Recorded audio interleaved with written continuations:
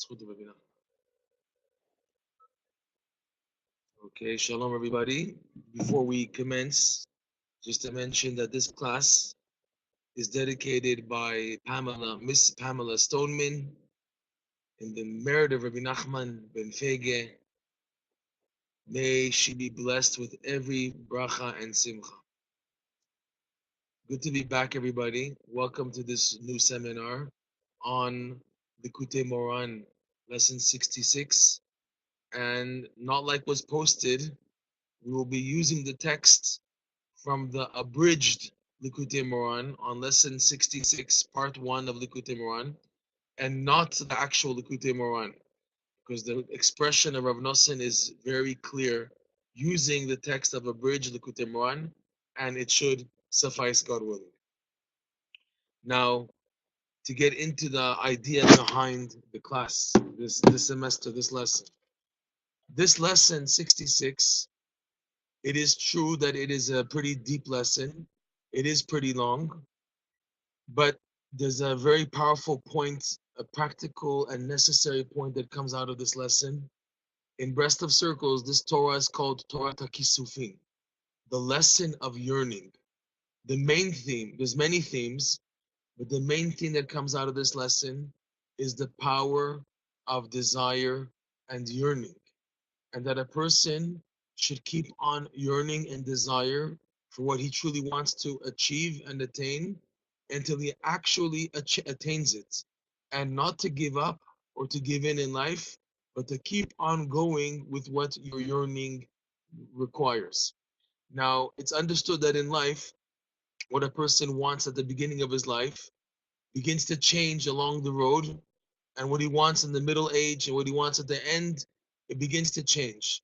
But when a person is looking for the real truth in life, so he will have a common yearning point at the beginning and the middle and the end. And to this, Rabbi Nachman, he stresses that you must seek to fulfill your yearning. If you are yearning something which is good, something which is positive, something which is true, then you must keep on yearning for it until you see it actualized, and not to give in. Even though in life it's understood and it's accepted, like a rule in the Gemara. If a person wanted to do a mitzvah and he could not do the mitzvah, so he's accredited the reward as if he did the mitzvah. And Rabbi Nachman says in this lesson, a person should not settle for the as if. You should seek to attain and to connect to the actual mitzvah, not to settle, okay, I tried my best, Hashem will accredit me as if I did it. Rabbi Nachman in this lesson teaches you must go all the way with your yearning. A famous story, which is told a lot in Breslov circles, is the story of the commentary on the Torah called the Recanati. The Recanati, from what I understood, he lived in Italy. The Recanati is a very deep Kabbalistic explanation on the Parsha, on the Torah. The man wrote the commentary after the age of 80.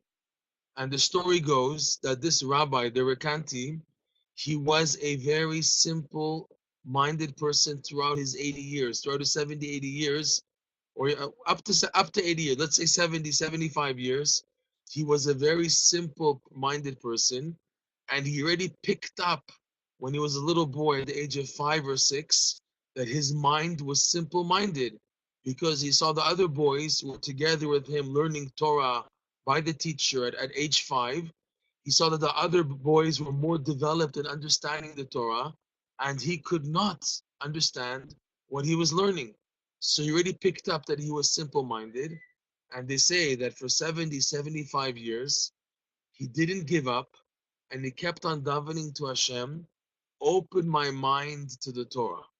And after 75 years, 70, 75 years, he had a dream where he saw someone, it could have been Eliyahu Navi, it could have been Avram Avinu, who presented to him a goblet, a cup with water, and he told him, drink this water. He drank the water, And as soon as he drank the water, he woke up from the dream and he opened the Torah, the Chumash, the Bible, and he saw that everything was revealed to him. He could see the deeper meaning behind what was written. And this formed the basis of his commentary called the Rekanti. This commentary is purely a result of the man's yearning and desire. Unbelievable. This story is told in Breslov to teach people don't give up. Don't become convinced, oh, I'm getting old, I'm squeaky, I need to put on WD-40 spray. I need, that's it, I need to tune up, I'm getting out of it. Rabbi Nachman teaches you must always stay young, and the secret to staying young is that you must continue yearning. The yearning is not a negative thing, it's a positive thing. And the yearning in this lesson we're going to see, he's going to point out this is the key for survival and the key to bring a person to what he yearns. Obviously, on condition that he's yearning for the right things. A person is yearning, for example, to get up at midnight. He says he has tremendous obstacles for getting up at midnight. And for years and years, he's trying all types of tactics how to get up at midnight in order to daven and learn. And it's just not working out. And also family obstacles, the wife, the children, whatever. So he must keep on davening until he gets there. Also, a person wants to reach personal purity and sanctity. He must keep on the yearning and the davening. Rabbi Nachman teaches us the power of the yearning. This is the key for everything else, and the reason why things are happening the way they are. The reason why there are obstacles in life is in order to bring a person's yearning out and not to suppress him. The obstacles should not be seen as a means to suppress and keep a person down.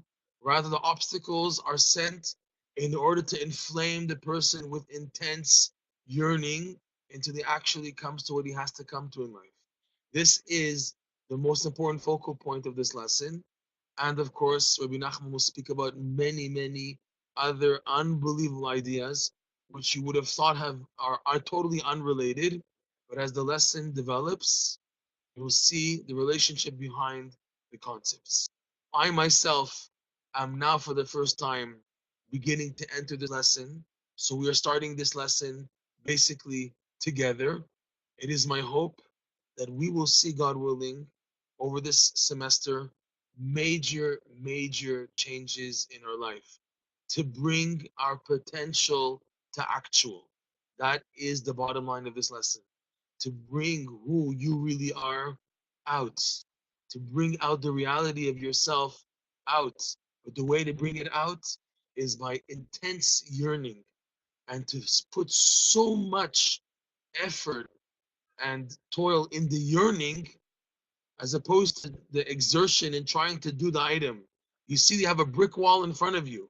It doesn't help pushing the brick wall. You're not getting anywhere. You're not getting anywhere by pushing the brick wall. But by yearning, with your yearning, you can destroy the brick wall. And Rabbi Nachman is teaching us where in life to invest our energy, where we get this energy from, where do we get this source of the yearning from also, in order to get things moving in life. And if now, B'ezrat Hashem, we do the right things, we can change for the better. And it's not just a theoretical teaching.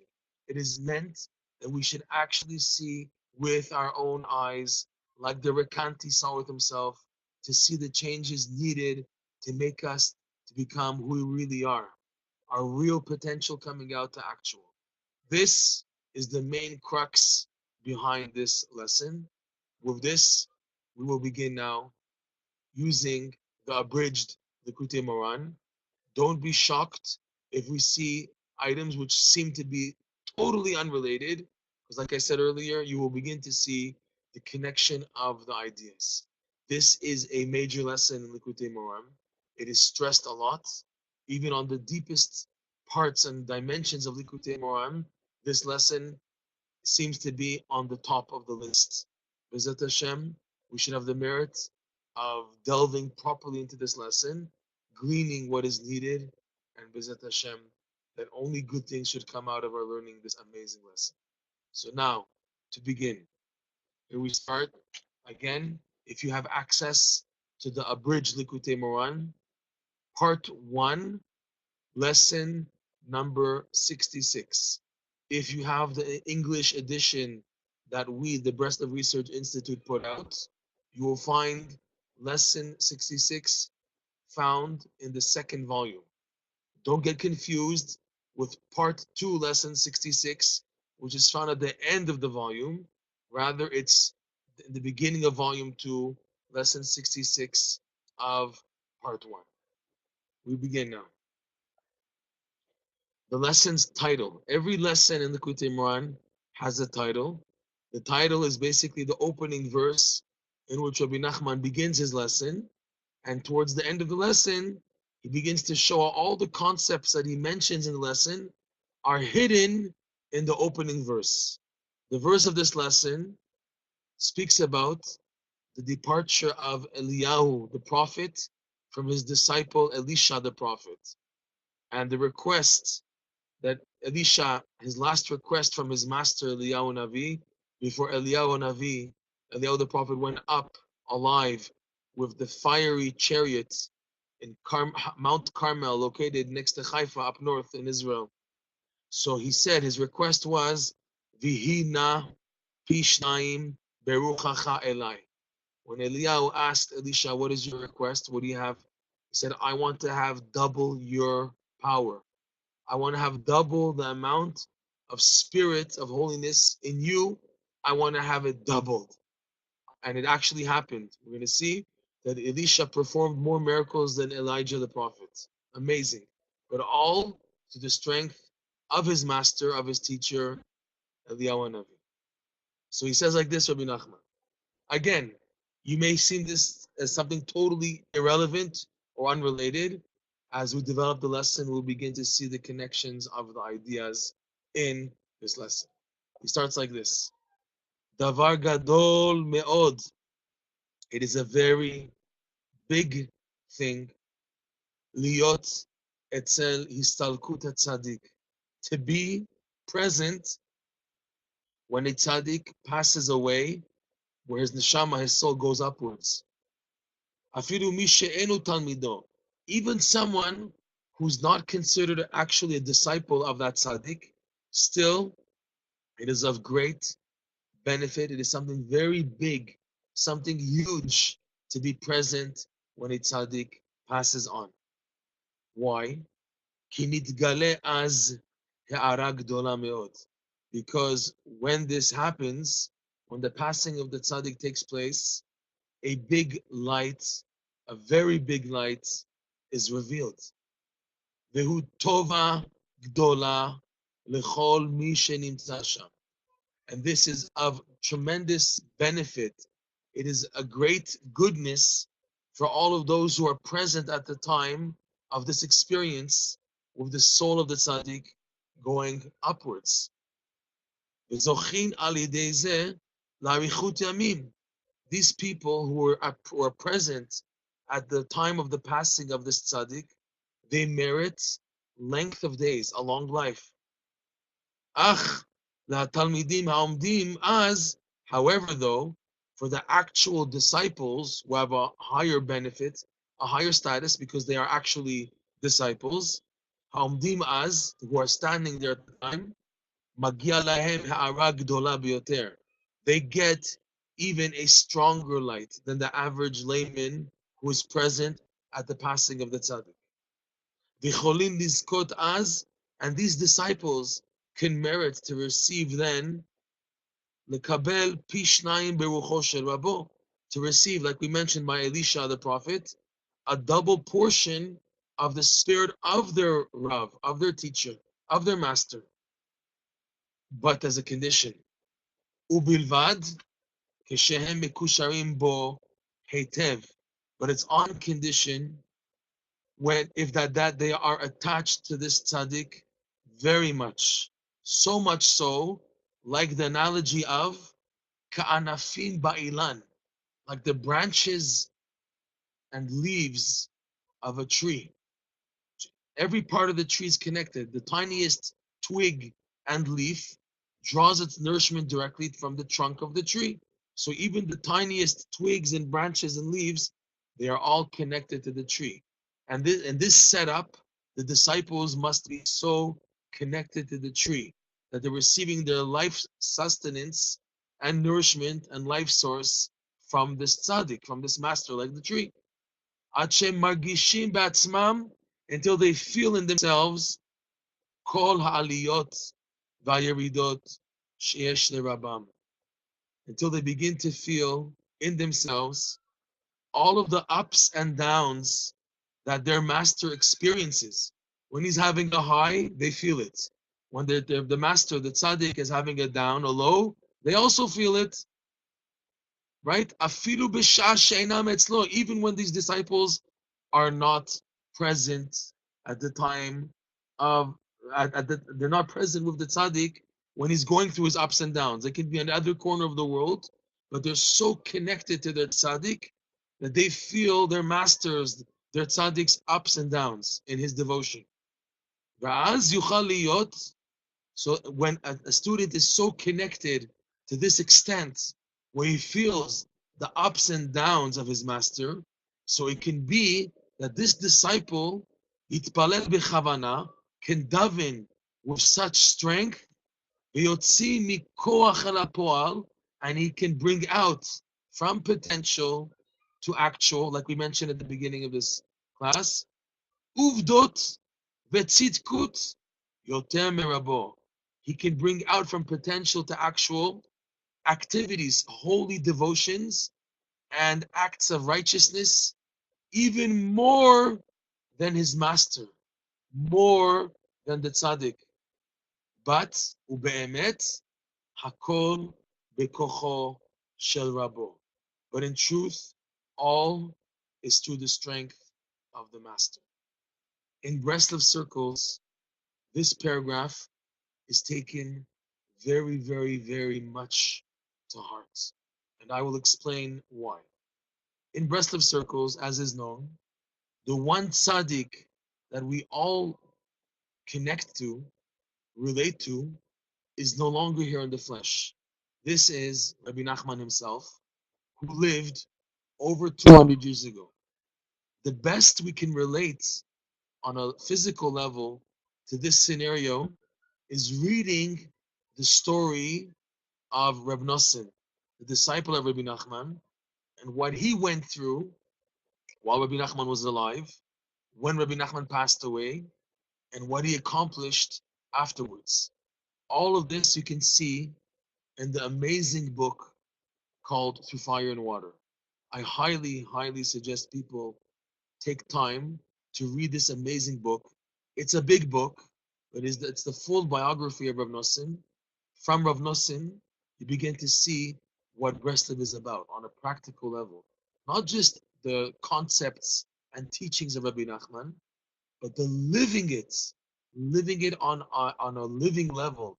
Human beings, real people living with the teachings, you can see it through Rav Nosson. That's why it's an amazing book. I myself finished the book the first time in 2 days. I couldn't put it down when I picked it up. I highly suggest people to have a taste of this book.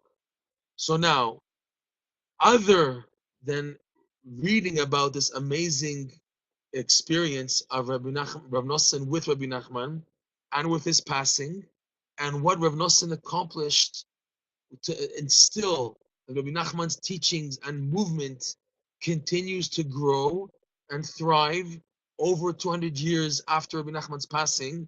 All of this is a direct result of Rav Nosson having more power and capability to do so, more than Rabbi Nachman did, but everything through Rabbi Nachman. Now, like I said, in Breslov circles, this paragraph is taken to be a very emotional and, in a way, painful concept. Why? People the Breslov movement is mainly made up of new recruits. The Breslov movement is made up of new people constantly joining the movement. whether it's through a book, and eventually it's through actually making the next stage and meeting the people. Always the books introduce the people to Rabbi Nachman's teachings, and it's now up to the person to do the next stage and to connect to the actual people who are part of the movement. Like Rav Nosson writes a few times in the Kutei Halachot that you need to receive from a tzaddik, you need both his teachings, his books, and the disciples, the students that are left in this world. So initially, by the majority of people who come to Breslov and Rabbi Nachman's teachings, and of course I'm speaking very open here right now, the majority of people connect to the rest of teachings, Rabbi Nachman's teachings, if we are, for example, going to take now an actual case related to this paragraph that we just read now. So the majority of people, they connect to Breslov and Rabbi Nachman through the books, right? People get by the books, they come across a book, it changed their life, it spoke directly to them. Rabbi Nachman saved me, he opened my eyes, I can't believe what I'm reading. All these amazing things we've all gone through, and we hear other people also sharing a similar experience, which enables us to connect to one another. Very nice, very fine and dandy. The next stage, though, is meeting the actual followers, because you're so amazed by these teachings. If there are people who live by these teachings, I want to meet them. I want to become one of them. I want to come closer to them. I want to receive from them and to be near from them. I want, if people are following such amazing teachings, they're followers of this movement, I want to have something to do with it. I want to meet these people. So normally, the next stage for those people who are serious and sincere, they will go out of their way to actually meet living Breslover Hasidim. So when this happens, Hashem sets it up in an amazing way that you meet along the way the people that you meet. In most cases, people who will be there for you as an inspiration and a type of a guide. They are not, God forbid, in place of Rabbi Nachman, but you see them as a source, a conduit for you to receive the teachings of Rabbi Nachman. You feel that this person is really giving to you. You feel that, oh, when I hear this person speak, I feel I'm connecting on a deeper level. I feel Rabbi Nachman. I feel this light and everything. So this happens to the majority, or if you want to say all people who make the next stage and they actually connect to physical Hasidim of the Breslov movement. And again, I'm being very open because I want to mention a practical example of this paragraph, how it can exist even after the physical passing of a tzaddik, that you can still relive this experience, fortunately, but unfortunately, because of the yearning and the loss generated. What happens is, after these people have spent enough time in Breslov and also have received from various sources, or in particular one source who they feel has been a source of their inspiration and giving them the teachings, it's time to move on. It's time for the person to be who he really is. For example, if you look in the book Through Fire and Water and you see Rav Nosson throughout his life saw himself as the disciple of Rabbi Nachman. No more.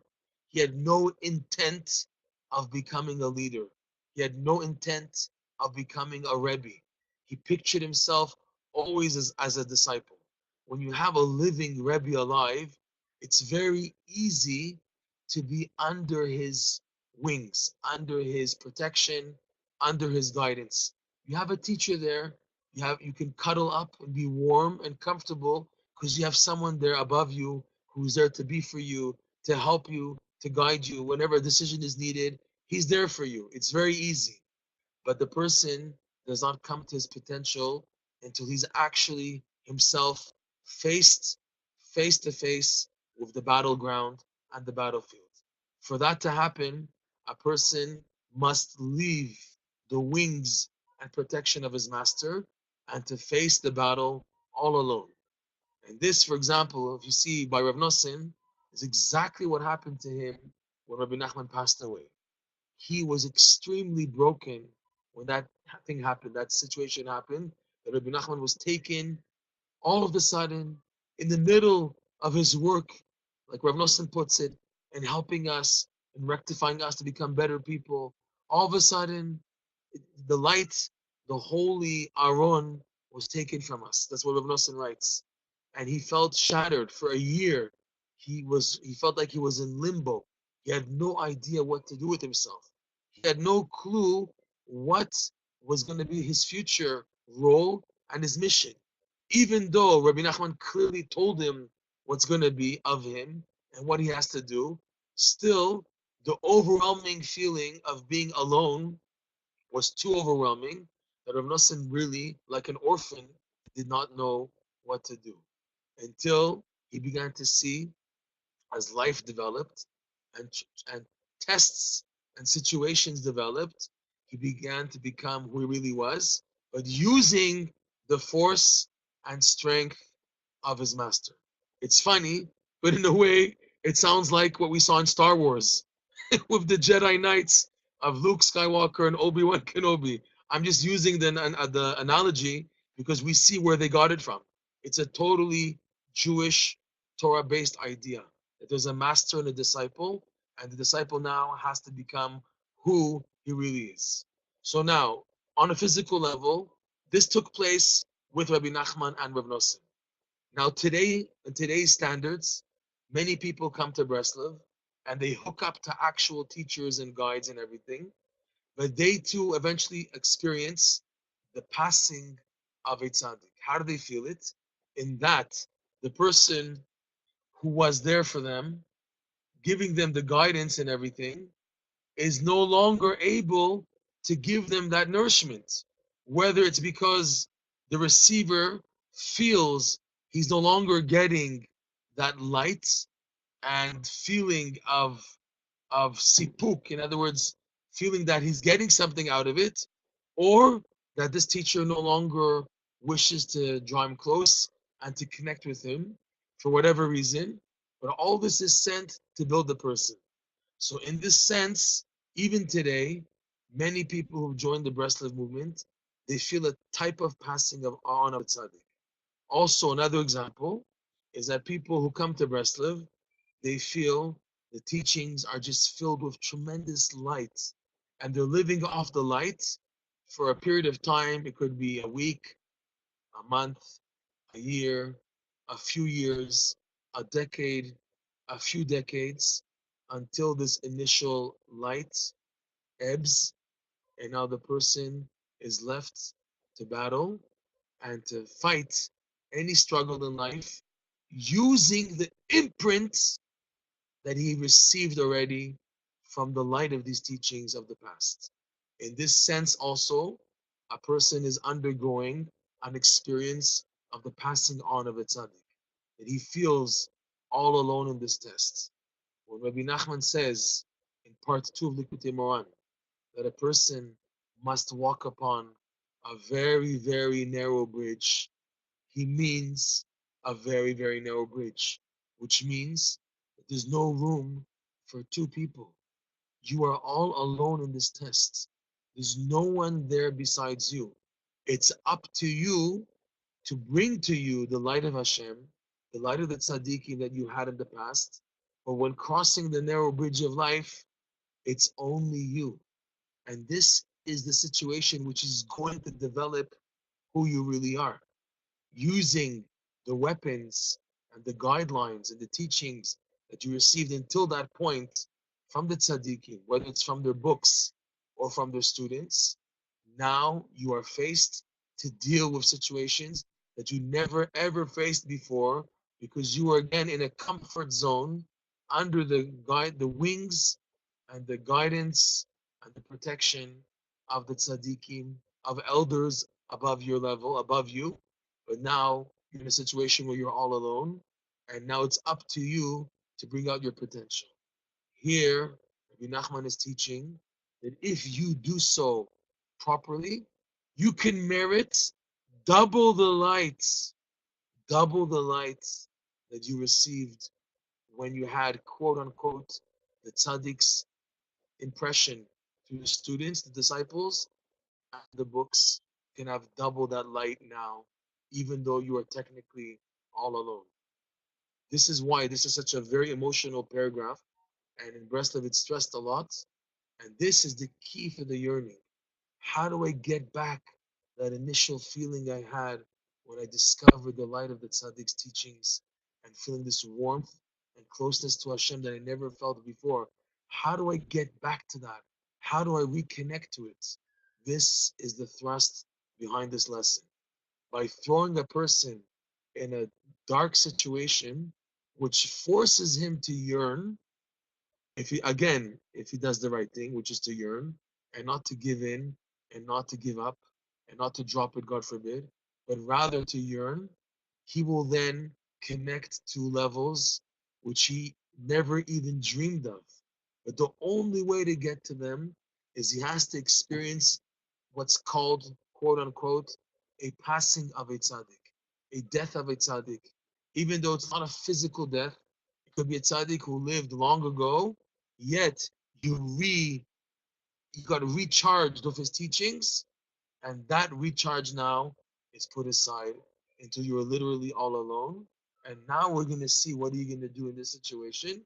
And if you do the right thing, which is like in this case, to receive from the tzaddik while passing on, to receive from the impression of the tzaddik through his books and through his disciples, even after they cease to be there for you technically. There's no longer that light and encouragement that I had initially. Am I going to look elsewhere now, or am I going to now continue to yearn now? Am I going to do the right thing or not? So this is what it says in this paragraph basically, and how it's relevant even today, that point happens where you're all alone now. There's no more that initial light, and that is what Rabbi Nachman is calling the passing of the tzaddik. And you, if you are so attached to the tzaddik that you feel his ups and downs, meaning that you're able to feel when there's a light and when there's a retreat of the light of kedusha, of holiness, then you have the ability, and you still hold on. You're still connected to the tree. You're a little leaf, but you're feeling the ups and downs of the tree. Right, the analogy of a tree going through the seasons. In summer, great, the tree is sprouting. There's your leaf is on the tree. But now, after when winter falls and the leaves fall off, is your nourishment still a part of the tree? Even though the tree looks dead, it's frozen. All the life of the tree is underground, hidden in its hibernating in its roots. Are you there? Are you feeling it? Are you feeling the down, the death, and the ups and downs? Are you feeling it? If you are, so this is a sign that you are sincerely connected to a tzaddik, and this will stand by to you for those situations where now you have to be all alone, and you have to build up an energy coming from you, but in essence, it's through the strength of the tzaddikim. And if you succeed in doing it right, you can get pishnayim, double the portion, double the amount that the tzaddikim gave. This idea may seem, for some people hearing this, pretty deep and still abstract and untangible, which is why I highly recommend, please take this into consideration, to look over, to say Rav Noson's prayer on this lesson, prayer 66, found in the 50th gate, volume, if I'm correct, volume 3. It's the last prayer of the light green volume 3 of the 50th gate series. It's the last prayer there, prayer 66. Take a look at this prayer, please. Okay, let us continue now, the second paragraph. He says like this, paragraph number 2. And he's just reviewing one of the items mentioned in the previous paragraph and adding dimension to it. We said, Hatalmidim hem mishoresh echad im rabam hatzadik. The disciples are connected to one root, this common root with their master, their teacher, the tzaddik. Vehem teluyim bo ka'anafim be'ilan. And like we said, they are dependent on the tzaddik, their master, their teacher, like the branches of a tree. Sheha'ilan yonek chiyuto mishorsho. The tree is gaining its nourishment, its life support from its roots under the ground, under the earth. The anafim, and the branches connected to the tree, to the tree stem, Yonkim achiyut derech ailan. They also get their life support from the roots of the tree, but through the actual tree stem.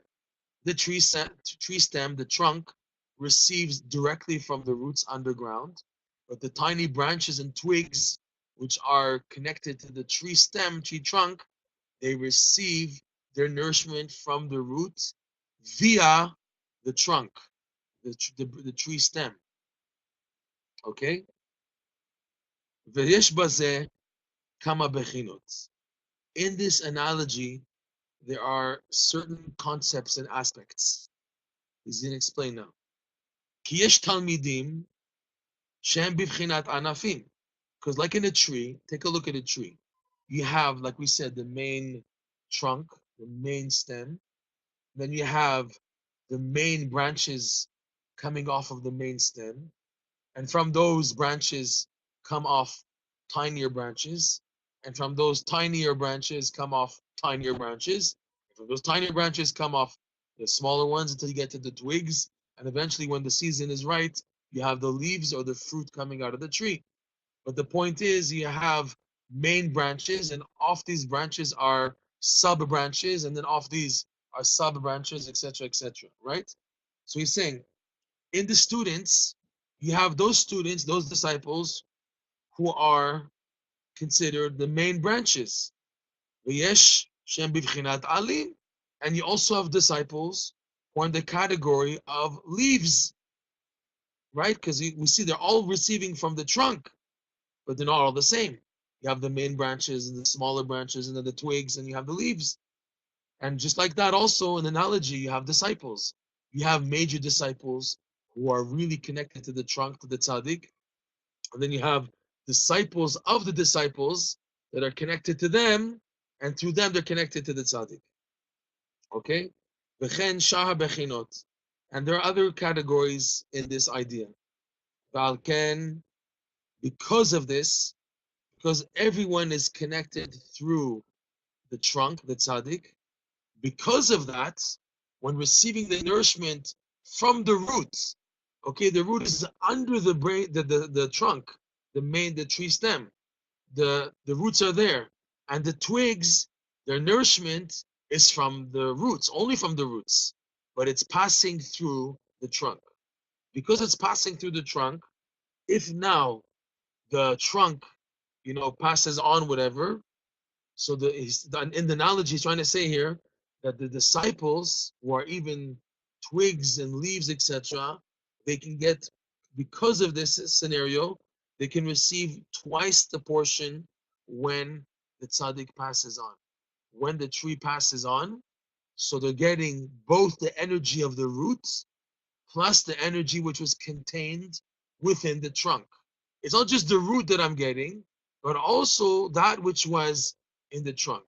And the idea is like this, that when a tzaddik passes on, I receive from him the nourishment that I was getting anyways through him, because Hashem used him as the conduit for me to receive my life source. Hashem set up the Torah, that there's the Torah, which is the source of the life, right? Like we say, Kihem chayenu ve'orch yameinu, the Torah is our life and length of days. The life comes from the Torah. But the tzaddikim are the ones who know how to properly go into the Torah and bring out proper portions and morsels to each person according to what they need. So I'm receiving the nourishment of the Torah through the tzaddikim. The tzaddikim also, they receive their portion. So now when the tzaddik passes on, I get from the tzaddik what I was getting through him as a conduit from the roots, and I'm also getting the tzaddik's portion also. And that, Rav Nosson or Rabbi Nachman is explaining, is the idea of the double portion that a disciple can receive, that he gets two parts. He gets his part, which the tzaddik wasn't taking for himself. The tzaddik was just a conduit to pass to me in a proper morsel, in a proper proportion that I shouldn't over expire, I shouldn't blow up. I should receive my life from the Torah at a proper measure. So the tzaddik is just used as the conduit. So I'm getting that through the tzaddik. Now he's passing on. I still get from him that part that was mine, that belongs to me. But I'm also now getting the tzaddik's part also, because he's passing on. He doesn't need nourishment from the trunk, the Torah, anymore, because he's passing on to a higher level, a higher realm. He's passing on from this world, so I also get his portion. This is just how Rabbi Nachman's explaining the setup of how you see Pishnaim, how you see a double portion. So it's the one I was getting initially, anyways, through the tzaddik, which was rightfully mine, but it had to pass through specifically the conduit of the tzaddikim. That's how Shem made this setup. It's a tzaddikim who know, like we said, to get from the Torah what we need. And then there's the portion of the tzaddik himself. That's the Pi Shnaim, the double portion. If there's any questions, just please feel free to type them. And at the end of the class, I'll take a look at the questions if there are any or comments. Okay? We still have time. Let us go on to the third paragraph of this lesson. Yesh kama bechinot histalkut. Here we go. And this is to what I was mentioning. There are several aspects of a passing on. It's not, like we said earlier, it is not necessarily only restricted to a physical passing. Watch. There are many aspects in what's called a passing on. Ki yesh gam bechinat histalkut Hashem. There's also what's called the passing on of the name and the fame of a tzaddik. That his fame and his name passes on. He's no longer famous like he used to be. He doesn't have that import in people's eyes. And we could be talking about a tzaddik who's passed on already, but he's lost his name. The honor associated with the fame of his name has been lost. Shemesalek shmo upirsumo, like we said, that his name and his fame have passed on. Shehu gam ken bechinat histalkut hanefesh. This is also in the category of the passing on of the soul. Ki Hashem hu hanefesh, because the name of a person is directly connected to the soul. How do we know that? Take a look at the beginning of the Torah, the beginning of the Bible, the Chumash, Parashat, Genesis, Bereshit. It says there, in the creation of the creatures and the human beings, of right? Nefesh Chaya Hu Shmo. The soul of a living is its name. Listen to the literal translation of this verse. Nefesh Chaya, the soul of a living entity, is its name. Of course, Rashi there on the Chumash explains that Adam's choice of the names that he gave to all the animals was based on their conduct. He didn't just by chance call the lion Aryeh, and he didn't just by chance call the elephant the Pil, and the donkey the Chamor, and the horse the Sus. The letters of their names are directly related to the quality and conduct and aspects of their soul. So that's what he's saying here. Nefesh Chaya Hushmo, the soul of the living, is their name. Okay? And when this happens, there's a passing on of the fame and the name of a tzaddik. V'yesh bazeh bechinat mesirat nefesh mamash. There is in this category where the tzaddik he gives over, he self-sacrifices himself literally. Mesirat nefesh mamash, by submitting himself to embarrassment and shame, that he no longer has the fame and honor that he used to have, but now he's put down, God forbid. So this is literally a type of self-sacrifice. That it's called in Hebrew, the translation of the word self-sacrifice is mesirat nefesh, which literally translates as giving over his soul. That's in English we translate it as self-sacrifice. But the literal translation means giving over the soul, which is happening when a tzaddik loses his fame, he loses his name. People now degrade him, put him down, they look down upon him. That is a type of mesirat nefesh that tzaddikim purposely welcome upon themselves. There's a reason for this. He says here in brackets, this is discussed in greater detail in a different lesson of Likutei Moran, in lesson 260. Take a look there in Likutei Moran, part 1, lesson 260, where he goes more into this idea of the Mesirat Nefesh of the tzaddikim, of submitting themselves to shame and embarrassment for a specific reason. Okay, so this is a type of passing on. The tzaddik goes through the embarrassment, which means that also the followers of this tzaddik, they also go through this embarrassment and shame of the fame and name of this tzaddik. It's funny how it all rhymes. V'yesh gam histalkut midaga ledaga. But there's also a different type of passing on. A passing on of being elevated from level to level. That's also another type of passing on, but here it's very beneficial. It's going from level to level, a higher level.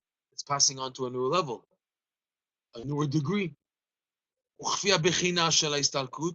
Now, according to the aspect of the passing on of the tzaddik, ken yecholin talmidim ha'omdim az etzel tzaddik, depending on what type of passing on it is, so do the disciples who are present at the time that this is happening by the tzaddik, they can receive the kabel gam eze bechina bebechinat pishnayim.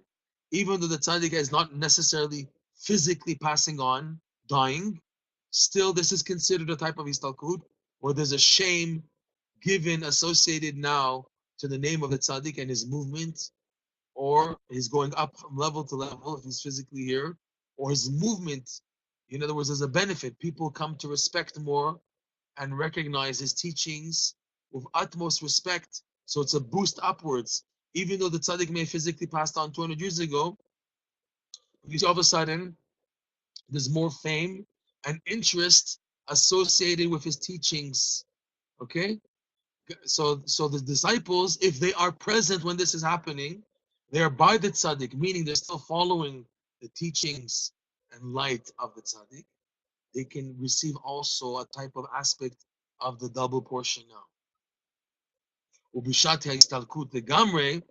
But when there's an actual physical passing, totally, as hakabala shel pishnayim b'madriga yoter elyon, then the receiving the double portion is for sure on a much, much higher and greater level, because it's a physical passing on. That's it. Ken sarich. So therefore, sorry, going back to what he said initially, sarich lishtadel lahakbil pnei rabo bechol pam. Therefore, a person has to try very much to receive the face of his rabbi every time. What does it mean to receive the face of his rabbi? To travel to be by his Rebbe. Now, again, in Breslov circles, this is taken not necessarily literally, but even after the tzaddik's passing, right?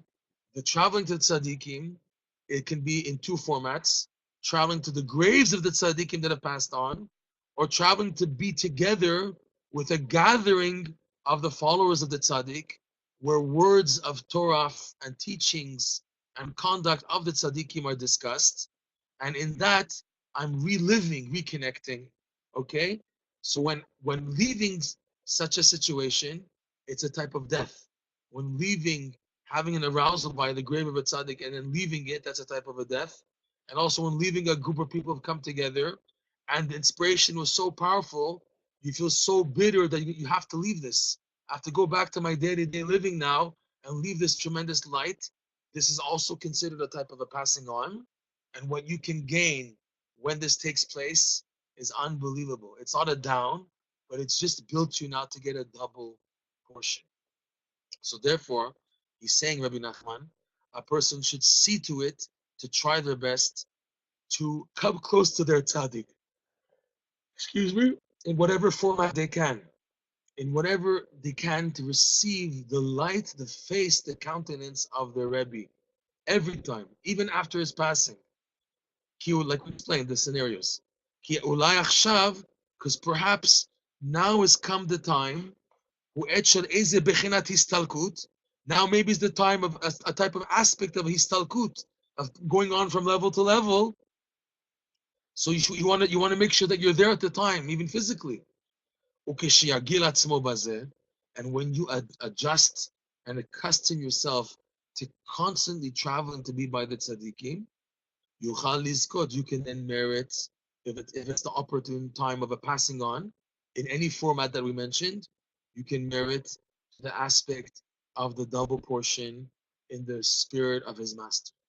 Amazing ideas. Wow. Okay. So, like I said, this is not necessarily taken only literally on the physical passing, it's all the aspects of passing. And a person should see to it not to be a lone chassid, a lone follower. You have to see to it to connect to the people, the actual followers, and to be a part as much as possible of the gatherings that they have, where words of encouragement and the light and teachings of the tzaddikim are expressed. That way, you have this connection, so that when this connection is severed for whatever reason, there's a passing on, at least you were present, and what you can get and gain is you can add a double portion to what you have through this experience. This is what Rabbi Nachman says here. The next paragraph is a bit long. I do want to stop at this point.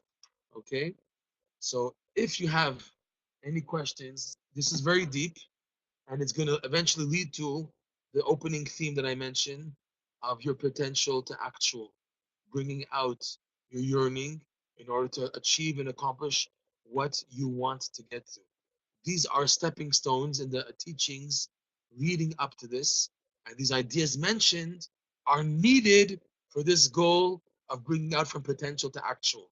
If now you again are just someone who lives very far and your only connection is through books and everything, you're gonna have to make the next step of actual physical connection with disciples of tzaddikim and developing it until you're ready for the next stage, which is to be technically what's called all alone, where you experience a type of a death.